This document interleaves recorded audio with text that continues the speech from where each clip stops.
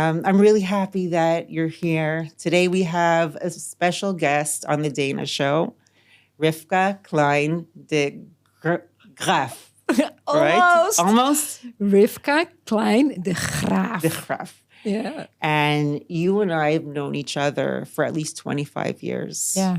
Right? We both moved to Modine when our children were really, really young. Yeah. And Rivka is a wife, a mother, and her profession is that she's a homeopath. And I've personally come to you a couple of times, and you've helped me a lot. And I'm just so happy that you're here because I don't have a lot of female friends, you know, and I'm very sensitive to the energy that I get from people. Yeah. And with you, I've always felt like such a calm and accepting energy. So I'm just so happy that we have a chance to sit here and talk together for an hour. And thank you so much for coming. Rivka, wow. Welcome. Wow. What a beautiful introduction, first of all. And it's so beautiful that you really keep emphasizing that long path that we took together, right? Like where we met as these young women, where I kind of felt like I felt pretty together. And now I look at myself and I'm in awe of that little girl I was playing mom already. And yeah, look at where we are now. And I also always really enjoy speaking with you. Because even though our lives seem very different, it's like I think that we have a path that can join when we speak together. And that makes it even more exciting. Are you also sensitive, like, to the energy that you get from people?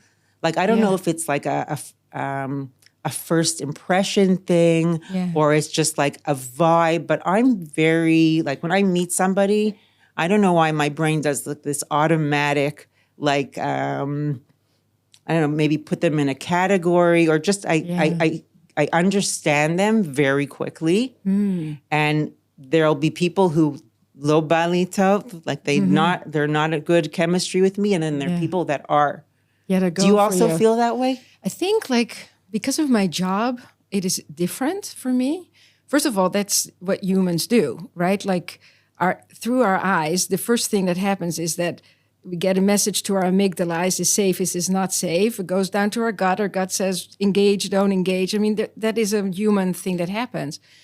But I think like one of the things that I loved initially also about homeopathy is that you have to be non-judging. And so I have the honor to meet people like from all ages and also from all stages. So I have met people that are super, super religious or super atheist or in their 80s or 3-month-old. Yeah. So I always try to be very connected to myself and then be curious about the other person. But it's in my palace, right? It's in my practice. So I'm in a safe place in that way and people come for help. So it's a little bit that's different. And then I think like in my day-to-day interactions with people, I try to be very welcoming. Yeah. And that sometimes when I was younger, that would come to my detriment because it would be misunderstood, you know, especially with guys. Yeah. Well, that's also, I think, a tribute to how you were raised and where you were raised. Excellent. Yeah. Right? You were raised in Holland. Yeah. Can you talk a little bit about your background? That. Yeah. So, I was born in Leiden in the Netherlands. It's the same city where Rembrandt was born, for people who know a little bit of art. And it really is, it's part of Dutch society to be welcoming. It's funny because it's like you think of Israel as such a welcoming society and warm, but there it's more done in that like day-to-day, greeting people on the street, smiling, you know, being pleasant, making it nice for everyone. Yeah, being polite. And then I think like the home I grew up with, the home I grew up in was very, it was very important, you know, and my mom was a remedial teacher and she helped kids with special needs. She taught people like with that were mentally handicapped. So she was an educator. And I think in education, it's super important to make people feel safe before that. And then my dad very much came from a home that was helping a lot of other people. And the truth is also my mom's background was like that, very socially conscious. So I grew up like always, and it's funny, like we were of service to other people, but at the same time, it was very much emphasized to also take very good care of yourself so that you can be good for other people. Yeah. Where are your parents from? So my parents both grew up in a little village called Alphen aan de Rijn. And actually, Geffen, my daughter, is going to get married there with her her future husband in October. Wow. They're going to have a civilian wedding. And then Amit, Geffen's partner, said, how cool would it be if we could do that in the village that Joop and Onnie, my parents, got married in 60 years ago. Yeah. So they have 60 years of marriage. Steve and I are going on 30, and Geffen and Amit are starting 0. Wow. And Noad has a beautiful relationship with himself, which is also very worthwhile. Only good luck. It's beautiful. Yes. Yeah. Can you tell me about growing up Jewish? In Holland? In Holland. It's like I grew up in this small city called Os. Like the people in the States used to think it was the zip code of Holland because it looks like 055. Mm-hmm. And in a way, it would be like that, right? So there were a lot of Jews in Holland before the Holocaust. But then afterwards, the people that came back were basically the people that were in the Judenrat, in the Jewish Council, or the people who survived. Mm-hmm. There were shul services maybe once a year in Yom Kippur, but my dad always did the communal Seder. So, and then a lot of people would come from all over. Like there would be like 200 people. Wow. So, and like he was a member of, he was the head of the Zionist council in the city. So there a lot of volunteer work. And then later, I think around the time that I was 14, we moved to like a liberal synagogue, which is kind of like conservative, more conservative than reform. And that was really nice because then I learned what it's like to go to shul. Like I never really had gone for real to shul and experienced that. So that was shul-wise. But like at home, my parents made it fun, like Friday night, I wanted to be home because it was fun to be home. Like, yeah, I also love Friday night. What did you guys do on Friday night? First of all, my dad was a huge machnis orchim. Oh, yeah. He was the type of guy, well, we grew up religious. Mm-hmm. So my dad went to shul every Friday night. Mm. He'd walk to shul and he would just bring people home with him, random people home with him. We didn't know, it drove my mom crazy, but, we always had guests in the house. Wow. And it was always the best food. And it was just like, we all really look forward to it. Yeah, it's really important, I think, for human beings to have that thing to count on. You know, my mom was a working mom. It was very unusual in Holland. Actually, still is unusual for women to work full time. But my mom was a real pioneer that way. And she kind of she was good at organizing herself. So we always had the same chicken. We had like this huge chicken. And then she would put like thyme from the garden and breadcrumbs and lots of garlic. Yeah. And I would look forward to that chicken, and it's like she said, it was nice. It gave you guys something that you knew would happen in a world that is so full of, something that you can depend on. Yes. It's very important. Way. Yep. Yeah. So do you attribute the fact that you moved to Israel to your upbringing? Oh, so absolutely. Yeah. So like imagine like the city that I was in, it was like it's a very Roman Catholic area. Wow. So like on Friday there was a fishmonger because the Catholics eat fish on Friday because they can't eat meat because that's when Jesus died on the cross. Mm-hmm. So it's like it's hard to kind of imagine, but like in my classroom there was always a Jesus on the cross. I used to boogie him because it like the nails weren't really strong, so he could go like this. And when the teacher would look at him, I was very naughty in high school. Yeah, I had a lot of mischief in the back of the class. A lot of talking. Yeah, but and so you asked about growing up Jewish, right? So then I had that experience of being other, but as I grew old, and so I think by the time I was 9. I had decided I wanted to move to Israel. It was like a knowing I had inside of me.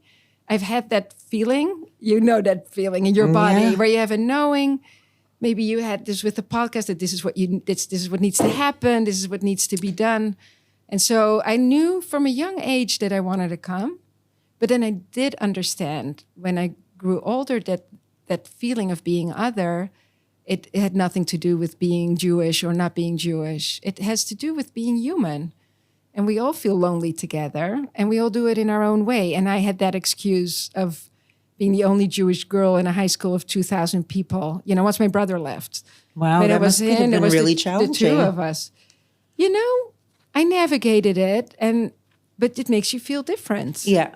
It makes you always feel different. And also, like, in your Judaism, like that I didn't really talk about, but in Europe, it's like the Shoah, like I started dating Steve, my husband, like when I was 18. So he's really known me for a long time. I'm 53 now. And I remember when we just were together, he's like, do you have to talk about the Holocaust all the time? And I used to say, I don't know if I'm saying it the right way wrong, because I used to say World War, because in Dutch you say Tweede Wereldoorlog. So I used to say World War, and he'd be like, you say World War, you don't say World War. So we had a lot of, but yeah, I would talk about the Holocaust a lot. And because that also otherizes you, right? My mom would say, like, would they hide you? Like if there would be friends, that would be your, would these people hide you? So you also grew up with that, with the charada, with the anxiety, the Holocaust anxiety. Yeah. Do you believe that it's like a genetic? I believe that it genetically affected the second generation, the consecutive generations. I know. I mean, it's known research-wise. Because this might sound really crazy, but here we go. From when my kids were very young, every time I dropped them off at Gun, it wasn't like I would sit in my car and cry, but when I would leave them, I'm like, this could be the last time I see them. Yes, I think that too. Oh, that's so. I have that also. It's like whenever I say goodbye to anyone that I really love, I'm like, what if this is the last time I see them? I have that too. Really? Yes. It's something that just won't go away. Like I try to push, to push it aside. But it's true. It's true, but it's really hard to go through life thinking in that way. It's a kind of like a morbid kind of way of looking at something. And I feel like it hinders me. It's like it's not a healthy way to think. Like on one hand it is true. On one hand, like, you and I after today might not see each other again either. But it's like it's too hard to walk around with that burden. So I really worked on myself and try to, like, once I start going in that direction, I try to shut it down. That is interesting. I think like the way that I do is I translate it. I think it, and then I say, I must really care about this person, that I feel so vulnerable about my love for them. And so I translate it to, this is my way, because we were, and maybe people who didn't have like trauma like the Holocaust in their background. I know I have one funny, like a water Holocaust trauma, and this is crazy, is that I think I must leave the house with water. I cannot leave the house without water, because what if I would be put on a train and there wouldn't be water? And it's so nuts because there are no trains, and but I have that in me, like the thought that my ancestors were in the trains and they couldn't drink, and afterwards they were gassed. So what am I worried about them being thirsty? But somehow that is like a Meshuggah thing that I have. Well, how does that translate to now? Like your mamad at home, is your mamad stocked up with water, and not with food, but with water? Yeah, and I have a tiny little bottle that I can have in my bag so that I won't lose it, so that it will always be with me. Okay. Yes. Okay. We all have our things. Yeah, everyone's got. But I kind of have to say, like, I don't see it so much as I think it's an endearing remnant. Better that than It's like this is just the way it goes. I wanted to ask you about your identity. Oh wow! So you're a homeopath. You have a profession. Yeah. You're a wife and you're a mother. You have priorities. How do you balance those three things?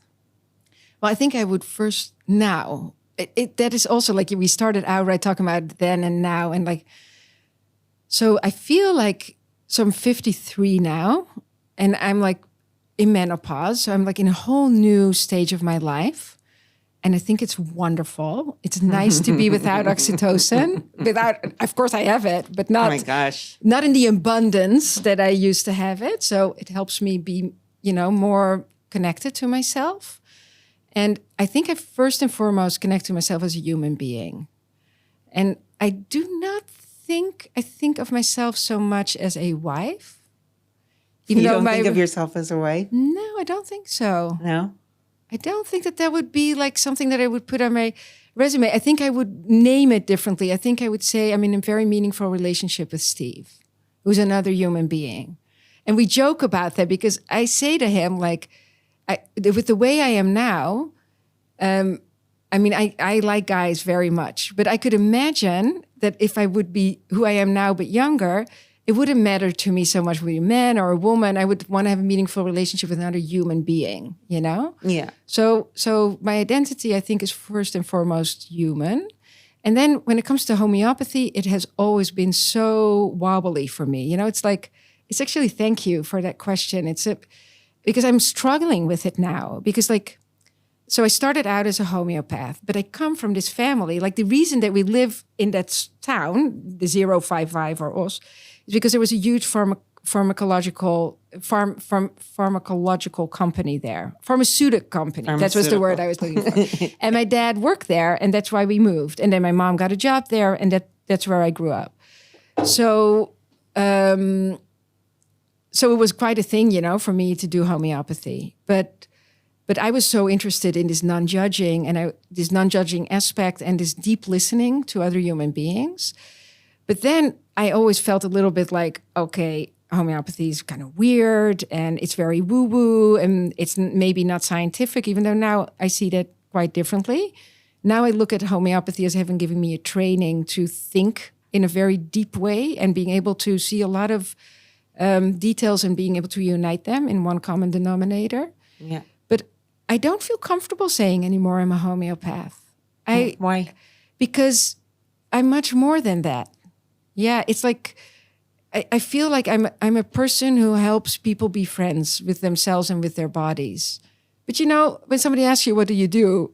That's a very weird thing to say, but that's what I would love to say. I would like to say I'm a facilitator for people to learn to be friends with themselves and their bodies. You know what? I have to tell you that I think that you're such a badass for doing what you do. Yeah. As a person for sure, but and especially in your profession.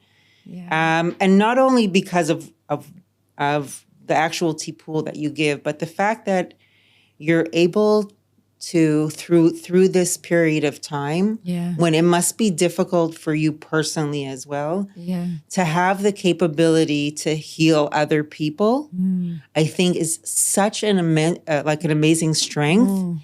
And I don't think people really understand what that's like. Yeah.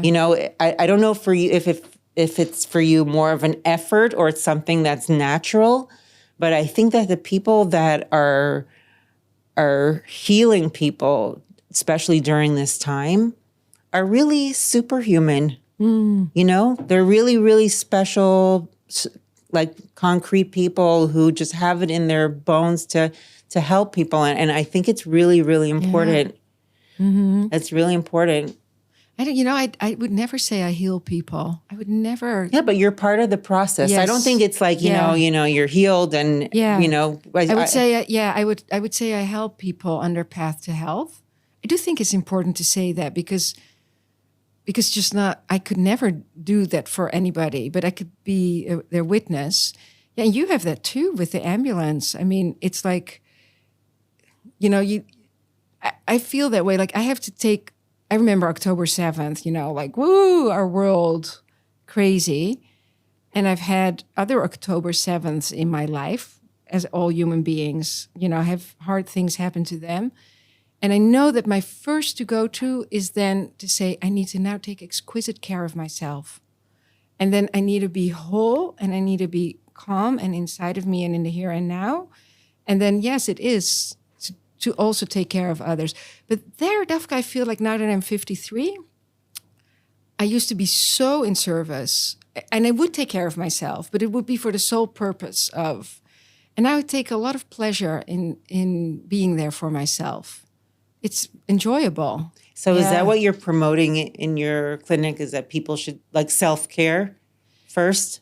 Yeah. I started, because you can't control your environment. You can't control situations. No. The only thing that you can control is, what's going on inside you.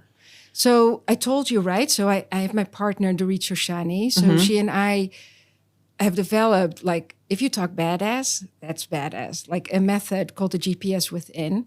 And the whole idea of a GPS is that when I would go drive to you, to Dayna Kaplan, the first thing the GPS needs is the information where I am. Without that, there is no route to you. And if routes are relationships and locations are people, then the first thing you need to know is like, what are your boundaries? What are your needs? And it's really, really hard for people to do that. But once I brought in that concept, and like this GPS has been built over the years and we're slowly stepping out into the world, or not slowly, full force, I should say. It always feels too slow, right? It's like, totally. You always, because you see this vision and I know how many people we can help. And it's like, no, yalla. But okay, at our own pace, But so this whole idea of like, self-care, and not just self-care, it's actually the relationship with yourself.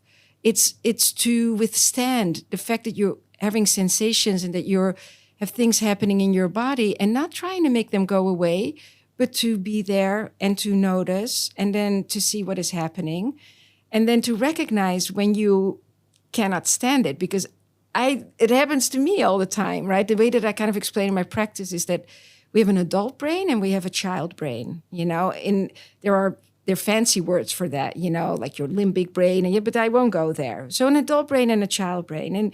And when we're in our child brain, all we want is like for somebody to help us because we feel so powerless. But if we've had parenting, and we're lucky, and I was lucky like that, where there were parents that were there for you, you develop an inner parent inside of you that can be there for you. Now, if you haven't had that, you can learn to be that, and you can kind of borrow other people's brains to learn to do that. So in a therapeutic setting, I can be that parental role for people who, who don't know how to have a relationship with themselves. But having a relationship with yourself and like showing up for yourself and knowing that you can count on yourself and that hard things can happen, but you'll always have you, like, wow, that's powerful stuff. Yeah. And so like, for me, that is like the path that Dorit and I are taking together. And I'm also so lucky that I'm not alone anymore, because that's also show thing, like I built my practice by myself. I think like Dorit and I have been working together for like 12 years, but up till then, at least 18 years, it was just me. And it was me because I didn't trust anybody else. Yeah. And that was because I have a Holocaust background where people can turn on you and life can change. And Rivka, I'm a huge control freak. Yep. It's becoming an issue, I think. Like I'm now that I'm very aware of it. Yeah. I'm starting to release the reins in certain situations, but I'm not a control freak because I want to be. I'm a control freak because I had to be, because I didn't have anyone else to depend on. Yes, there you go. So it's like I want to trust people. Yeah.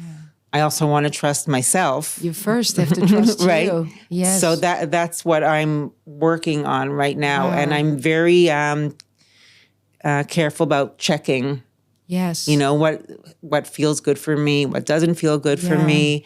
And I think, like, you're right. I mean, after October 7th, when I definitely felt like I had some kind of break. Yeah. And it was the first time in a long time where I didn't have that internal voice to say to me, everything is going to be okay. You're strong enough to get over to get over this. And there was no, I didn't have that voice. Yeah.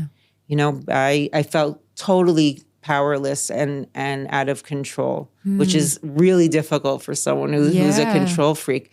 So what I wanted to ask you is that, like, in your practice, in your clinic, when you have people, I mean, have you had a rise in patients since the beginning About of the anxiety. war? So because I'm developing the GPS within, Yeah. I'm not taking new patients. So no. So I have, and it's a really big schut actually to dive deeper into, into the lives of the patients into their lives. But would you allow me to talk a bit about your break? Like what? Sure. Yeah, Sure. I think it's really important because it could be, I think like what a gift that you broke, because it's like, I think like when we have trauma, like for example, I think we all get, okay, I'm going to start from the beginning. The way that I look at health is that we have the ability to adapt to a given circumstance, and that can be mentally or that can be in our body. And we all get stuck because disease is part of life. And this is kind of like, when we stop, when there's a stuckness, then we have a new opportunity, to recalculate a route, to talk with GPS terms. So when you broke and you, for the first time in your life, were not able to say, oh, you can get over this, could also, a break can be a breakthrough, because it can help you re-look and revisit. So I did not break. Usually what I was very, very good at is to skip over. So because both my parents, had childhood trauma because of the Shoah, and they, thank God, were strong and resilient and were able to move out. But very much what I learned in my family is like, you can name it and then you move on and then you look forward and what I took from that as a child is to always, is to name, to recognize, but not to be able to feel and not have my body go through the full experience of anxiety. And I'm learning that now. I'm learning more to accept, and then, so I move through rather than I move on. So you're talking about control. And then it's like what happens is that when we have these childhood tricks, it's like they're very adaptive when we're children, because if there are no adults taking care of you, of course, as a child, you become controlling because there's nobody out there. But then it becomes the only trick in your bag.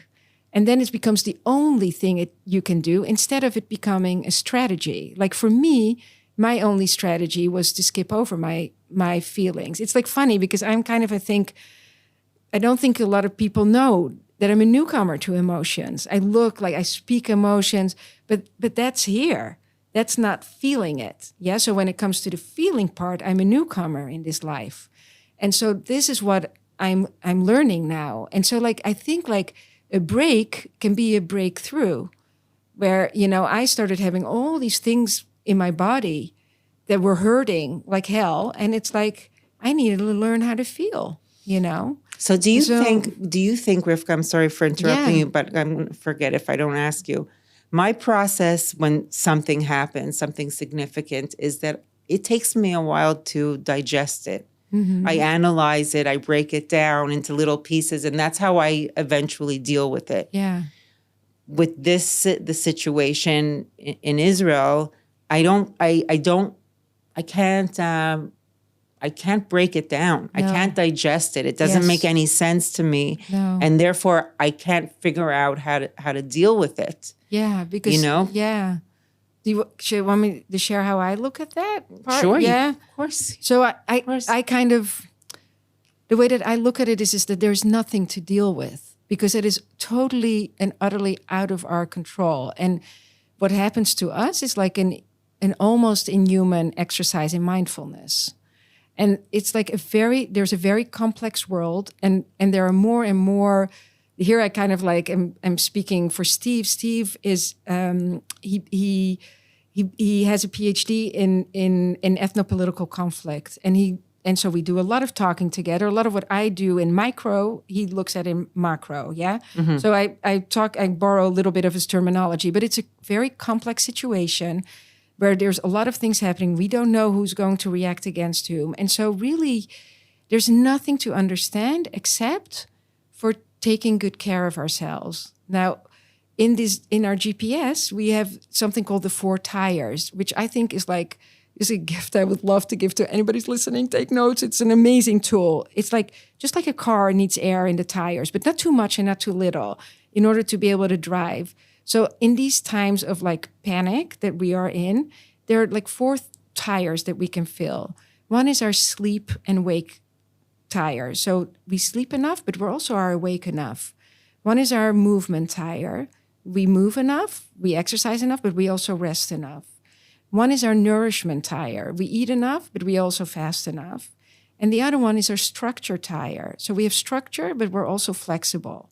And so when I get into these panic modes, I'm not outward focused. I'm not like a child looking for help because I'm the adult in the room. And I am going to look at me and at little Rivka inside who's freaking out, like right before I parked here, I called you, right? I think I heard a siren. Like, you don't think my whole body was like, but the adult Rivka was like, okay, this is scary for you. You're here. Soon you're going to see Dayna. I'm sure there's a safe room there if there's really something going on. So, we say these things to ourselves. And then afterwards, I always go to my 4 tires. I make sure I sleep. I make sure I eat. I make sure I exercise. And I make sure I have structure. But I also make sure of the other things, that I don't eat, that I'm awake, that I rest, which I never knew how to do, and that I'm flexible. So you need all of that. You need air in your tires, but it's never a full one, right? Because otherwise it would explode. Yeah. So it's like, that's my trick in my bag. It's like, there's nothing to figure out. There's just taking care of me. And then when I'm full, the giving will flow because humans are giving people. And so I do that in my job. But somebody who is recording a podcast does it like that. And somebody, who is, how do you say, like an accountant does it by figuring out numbers. Is we all give in our own way. You just need to keep going until you can go. And then you'll figure that out in that moment. That's kind of how I go about it. I see the way that the Israeli population in general deals with, these situations. Yeah. And I don't know if it's healthy or not, just sweeping things under the rug all the time. Yeah. Sometimes I look at it as a strength, just to be able to get back into a shigra, into a routine very quickly, or psychotic. Yes. That people just are not dealing with things that are happening, very serious things that are happening. Yeah. And it worries me. I mean, especially at Mada, I see a lot of people going through difficult time, a lot of anxiety, disorders, and a lot of heart issues and things. It's just, it's really, really challenging. Yeah, and it's hard to see. But I think that goes back to like strategies. It's like, if it's your only trick in the bag, if you can only say, it will be okay, then that's not healthful, because that's not an adaptive thing. You need to have a bag full. So sometimes you say it will be okay. And sometimes you freak out and you lose your shit and then you gather it. But it needs to be strategies. And I also think intention is important there, is to acknowledge that, like, when you say you still know that that's something you're saying to calm yourself down, and that it's not necessarily the full truth, It's like, again, are you the adult in the room or are you the child? And like this whole thing, like I think sometimes I'm the child, I'll be quite honest with and you. we are. But that's good. And then it's good to understand that. So all that means is not that it's bad to be a child, because children are both delightful and they show when there is alarm. But all it means is that you need to work on the adult voice at that moment. And but I am the adult voice. Like sometimes I feel like I'm not allowed to be the child in the room. I think my kids look to me. I'm letting them down if I'm not like the strong one. But I want to challenge you there, because I think that it's the child voice that pretends it's an adult. I think that when we speak like that, and when we think we need to be strong for our children, and we can't show that we are scared, that we model the child that didn't have adults around them to help them cope. And that it can sometimes be the most adult thing to say, that that you describe everything that's going on in your body, and you just say, this is our reality. Like one of the things in the GPS, we have 4 steps. We have collect, connect, disconnect, and then there is something called zoom out. But just for the moment, and the step of connect is not about connection, but it is about reality taking place. And like to be able to withstand reality is not to pretend that we're different than we are. I think sometimes it can be meaningful for children to see us falling apart and saying at the same time, I'm still your mother. This is, wait a minute. This is this is a break. It's really hard for me. And I'm an adult and I will put myself together and soon I will be there. Of course, it depends, right? If you have a 4-year-old, it's very different. I'm thinking of my children, right? And children our age that are older. Yeah. That I think it is meaningful for them to get modeling of, I'm going through a hard time. I can be with the fact that it's hard for me. I will find tools to help myself. And soon something different will happen and there will be a different experience. Like this experience is not forever. But for a child to get one message here and to feel another message there, I think that that is the most terrifying thing for any child to happen. So to go through a really hard thing and then pretend as if you're not feeling what you're feeling, I think is scarier for children than to see like, wow, my mom has feelings too, and this is hard for her now. I don't know why I grew up with the thought that a parent should always have like that image of confidence and the fact that they're all, they can fix any problem, even if it's not 100% true. I always felt like for a kid, that must be so scary if you have a parent who's always afraid, who's always fragile. Yeah. Like, I don't know. I almost feel like even though I'm very into being as real as possible, sometimes putting on that face of like courage and confidence might be better off for the kids. If it's done with intention, and if it's not your only trick in your toolbox. So I hear what you're saying. You're saying like children, when they have a parent who's always scared, but I'm not talking about always. I'm talking about one moment of reality where they see a scared parent and then they get to have a model of that parent putting themselves together afterwards and being strong again. And for a child to see a parent who has a hard time and then a parent who puts themselves together gives them the hope that when they are adults and they'll go through a hard time, they will be able to do that too.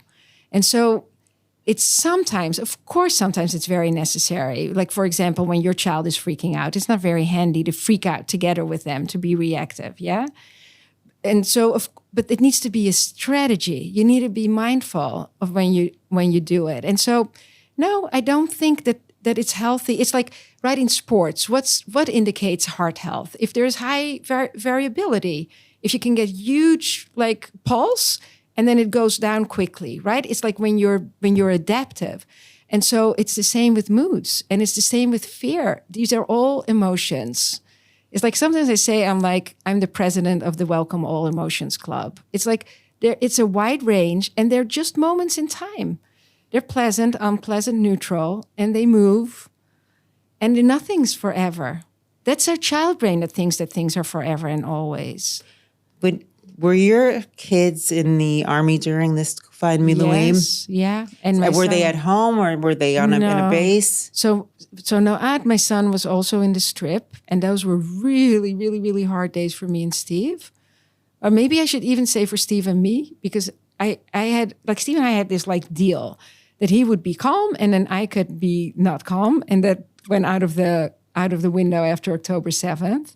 So I had to really hold space for him having a hard time. Yeah, that's interesting because I didn't have a partner to go through, and that is go really with it through. Go through this together. Whatever. To have another person care so deeply at the same time that you are in a deep connection with. Yeah. Because I'm sure their dad also. It was a very lonely feeling. Very hard. Oh, but what I wanted to ask you was when you were talking about putting up a front to your kids. When my boys would call me from the army, and it wasn't obviously on a regular basis. I mean, my son who was in Gaza, they took his phone away right away, and I didn't speak to him for 2 weeks. Wow. And so when he called me, it was like a mind fuck. Like you don't know. Like I just wanted to just break out in tears. You know, I just wanted to just lishpoch alav everything that I was feeling. My how petrified I was and how much I missed him. And then I'm thinking, like, how is it going to make him feel? He doesn't need to have that pressure on him. Like he's going through enough. Exactly. But I'm like, and it's selfish to say, but I'm like, well, how do I release my feelings? How do I express my feelings? I want him to know how much I love him and care about him, and why should I hold back? And also, and from his point of view, like they had sichot to them about telling them of how to talk to us, to the parents, what things to avoid saying. You know, they always talked about whether they should tell their parents exactly where they were. Maybe they should lie. There were some boys who said they were in another place to save their parents. So that issue was really, really significant for me, and having to deal with it. You know, that intention. I really had to set intention, and it was probably one of the hardest things I had to do was to really not express myself. Like that. And it was mamash, like just smiling through my tears on the phone, you know? Like blowing my nose at the side. I had no idea how to. I'm sure a lot of people go through that, you know? It was hard. Very, very, very hard. Did you encounter that kind of thing? Well, I think, yes, obviously.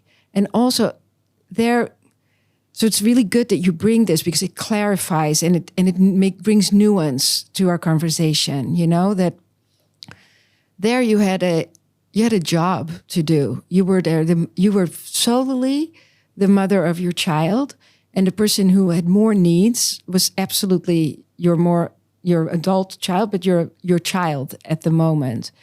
And so, of course, when I would speak to Noad or when I would be riding with him, I mean, I was like busy with my 4 tires, right? I was like, I gotta take good care of myself so that I can be okay with him. So I feel that I tried very much to hold space for his experience. I was like you, but I was very lucky because I had a husband. And I'm blessed with very, very dear friends. And I'm blessed with a family. And I'm blessed with a partnership with Dorit, so I had a lot of place where I could discuss and say how I was. So I was very fortunate that way. So then it's easier to say when you feel like you're not breaking down, it's easier to say it's okay to sometimes show vulnerability. It's from a different place, you know. דברים שרואים מכאן לא רואים משם. It's like to be a parent that goes through that by themselves. Like, whoa. It's like I really feel like we need a moment of silence for it, you know? Yeah. Like how to, and compassion for that. Yeah, well, yes. I instead of dwelling on how difficult it is and was, I really try to find ways to strengthen myself, you know, physically and mentally, and really be a part of as much as possible things that oseli tov, of course. You know, people, friends, and you know, I went to Chutz La'aretz last week. Right, amazing. I was in Portugal, and it was incredible. I'm really trying, like you said, to do self-care. Yes, you know, and I want to just Did you want to? Yeah, I think like maybe another thing that I always say to Noad, because you have 2 kids, but you're like different parent to each kid. So somehow when Geffen cries and loses it, I can be so zen. I'm like Miss Buddha. But somehow when no aunt cries, it always makes me cry. It's funny. And then I always say to him, I'm crying, but you should know I'm really strong. And you need to bring on all your feelings. Don't spare me. I can handle whatever you're saying. And so, and I said, you know that, right? And he's like, yeah, I know, So I just wanted to say that I still think that it's important to name what we're going through, but maybe not make it center stage, not make it the only thing, because I know that kids feel. And kids feel when we're going through a hard time and when we're pretending. And so I did do in the war. I would say it. I wish I wouldn't have to talk to you being in a war. Yes, stuff like that. Yeah.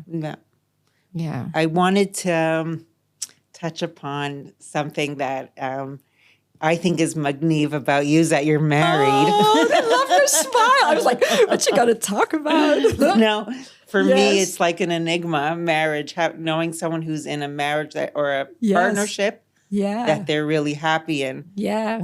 For me, like most of and this is a real generalization, but a lot of the married people that I know now, I feel like they're in their marriage because they're just used to it. They don't want to break up a family. It's more out of convenience. I wonder how many, what percentage of those people would actually stay together if someone was like, you have a chance to just break free, Wow. Yeah. And I want to know what it's like. It's fun. It's fun. Yes, it is. You're a real statistic, Maybe I am. Maybe not. Yeah. So what's the secret? So what's the secret? So the secret is there is no secret. The secret, I think the way that and I think Steve would be okay with me saying this. I think Steve joined me more in my vision over the years. It wasn't always for him like this, but I think that I have a talent of holding the relationship sacred. Without tooting my horn, but it's okay to say that I think about myself. It's like, I know how to keep the relationship in view. So I always look at it together. And over the years, Steve has joined me on that path. And he has done his own self-development work. And we have a lot of very, really deep, interesting conversations. He's Steve makes me laugh. He's a very funny guy. And we've gone to a point where we've learned to talk about our relationship too, without it being a personal thing. So it's like there's this thing we want to take care of, and it's our relationship. And what do we need to do to make that happen? And so, Do you ever get bored of him? Not really, but you maybe go to sleep with the same person every night, right? Yeah. Does that not bore me? No. Annoy you? No, it's so funny. No, maybe not. Maybe not. I take care of myself in a way too. Let's say Steve is not a fashion kind of guy, but I'm a very visual person, and it's really important for me that he looks good. So I'm like, did you forget to put mask in your hair? And he's like, no, I put mask. And he's like, oh no, I didn't do the spritz. I make sure that he looks hot. Now we went to shop for wedding suits. So the guy puts a suit on him. I'm like, nah, it's not it. And I said to the guy, I said, I know he can look really hot, and then when he came out, and it was so I also take care that he wears the clothes that I love seeing him in, right? That he wouldn't do naturally. So, but you're talking about different type of bored. I'm talking about, well, not only with sex, but I'm talking about did you ever want to be with anyone else besides Steve? Of course. All the time. Yeah. Of course I did. It's like I'm a woman. And do men hit on you? Yeah, of course. And what do you do about that? Well, sometimes I enjoyed it, and I would play it a little bit more when I was younger. Now I'm not so interested in that. But let's say in my 40s or my late 30s, and then it would be kind of a nice, interesting flirt. But I would always tell Steve about it. Oh, really? Yeah, because it's important. It's important. Yeah, that was it for me. It was important. I don't know if it is an important thing, but for me that was important. And Well, now, isn't honesty like the foundation of a relationship? no, honesty is one of the strategies that you can use at given times when the time is right. Yeah. You don't always have to be honest in a No, relationship? I don't think so. I don't think you need to tell the, and also I don't really believe in a truth that exists. I don't believe in one truth. What does that mean, Rivka? That's a whole new podcast. Yeah, just we have a few more minutes, so can you get into so it? I think that in any given circumstances, there are different situations where there are different needs and different boundaries. And so if you feel like a person would not be able to digest the information that you want to give, it's like, why are you telling things? It's like, it always keep the relationship in mind. It's like where a person is, if they're ready to hear, if this is the good time to talk about things. I want to discuss a sensitive subject. When is a good time? Like, I'm kind of sturdy, and so I like truth and hard. But for Steve, like, I need to prepare him. Like, I want to have a conversation. When is a good time? And part of that conversation could be to bring something in bite-sized pieces, and not, So you don't reveal everything to him.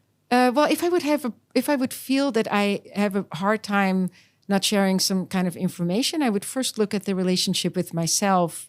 Why it's so hard for me that I need, like, what is going on between me and myself? Like, what is not right? What am I not seeing? That this is like so do a lot of self-reflection before I talk. I first figure out what's mine before I bring it to the relationship, I think. Yeah, maybe it's a whole new podcast. Yeah, it is. And it's a very foreign thing for me to hear also. I've always felt like, obviously you don't have to tell everything that happens to you, but being candid and as honest as possible. Yes. That's something that I want. But I feel that way too. I also do. But is it like a rule that must happen at all times? No, I don't believe in rules like that. I believe in what is kind and authentic at this moment, and what will feed our relationship moving forward. What will keep both of us safe emotionally and physically. Interesting, Rivka. You could be like a marriage counselor. Well, this is the GPS within. Yeah. Yeah. A lot of the things I talk about, this is what we do in the GPS within. Interesting how everybody has a different GPS. Yes, exactly. And everybody has their own path. Right. And so there are no rules. The rule is feel what your values are and what your intention is. And if you are on the road of love or the road of fear, are you taking a road where you're trying to prevent things from happening, which is a road far away from you because you're looking at things that are not really taking place? Or are you in a loving relationship with yourself and in a loving relationship with this other person or with the world around you, And you can even be in a loving relationship with the shit around you because it's reality happening. Yeah.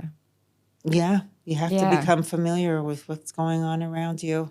Yeah. But not too familiar. I don't know. I try not to watch as much news as I used to. Yeah, I don't.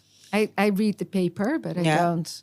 How are we doing on time? We're almost done. Oh, wow. What a pity. We're almost done. And it went by really quickly. Yes, it does, huh? We thought it would. So beautiful. It was a very beautiful conversation. Yeah. You know what, Rivka? I really loved having you here. Thank you. And I knew that it would be like a really nice conversation because it's just, with some people, it just flows. And ever since I've known you, it's been like that every time we've had a chance to meet. And hopefully I'll be able to have you again. Oh, we can get into other things. May you give to a lot of people with your beautiful, strong, radiant presence. Yeah. Wow. Thank you, sweetie. Yeah, Thank you so much for coming. You too. All right. Oh, I don't know if we're allowed to do this. Oh, who cares? Fuck the rules. All right. Thank you. Wow. Bye, everybody. Thank you.